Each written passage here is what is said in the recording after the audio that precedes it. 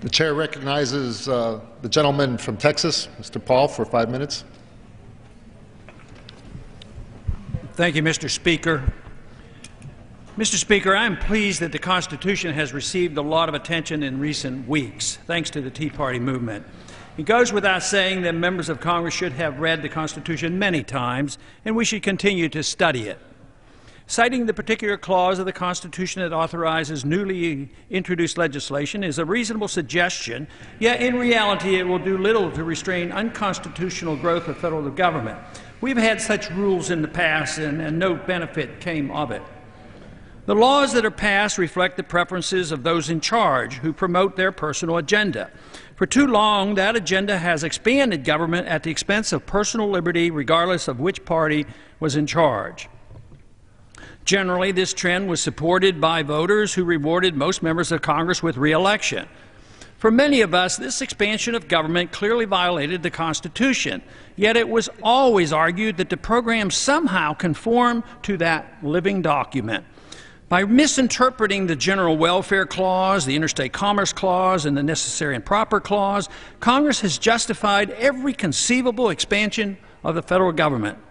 Congress also has misinterpreted the 14th Amendment and legislated as though it had repealed the 10th Amendment.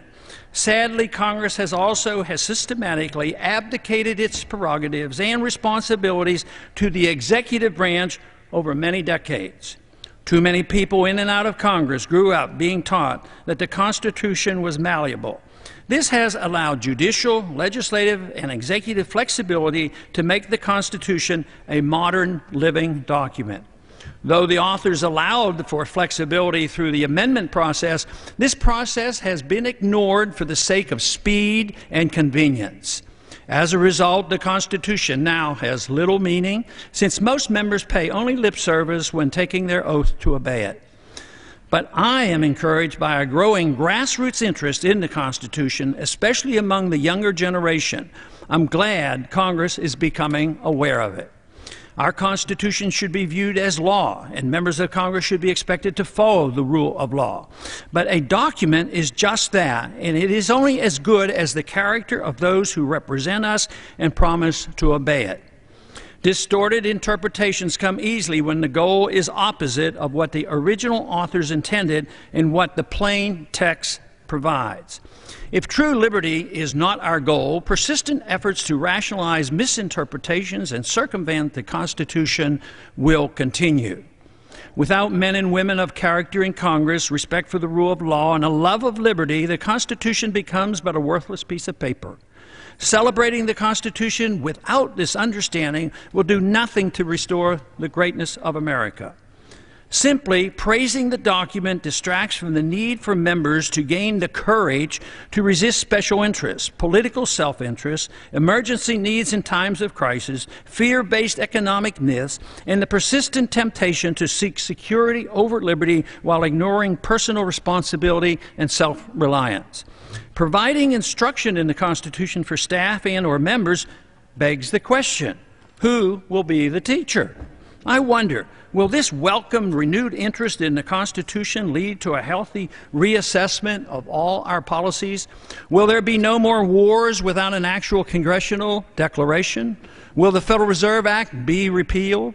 Will only gold and silver be called legal tender? Will we end all the unconstitutional federal departments, including the Department of Energy, Education, Agriculture, Commerce, Health and Human Services, Homeland Security, and Labor? Will the Patriot Act be repealed and all the warrantless searches stopped? Will TSA be restrained or abolished? Will the IRS's unconstitutional collection powers end? Will executive and judicial quasi-legislative powers be ended?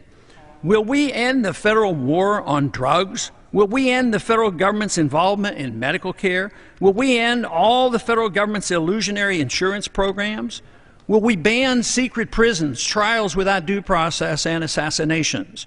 Will we end our foreign policy of invasion and occupation? For Americans to once again become the standard for a free society, our love of liberty and desire for peace must far surpass any public display of fidelity to the Constitution. We must first look to strong moral character, respect for the rule of law, and an understanding of the proper role of government in a free society. And I yield back the balance of my time. Thank you. The chair recognizes the gentleman from California, Mr. Farr, for 5 minutes.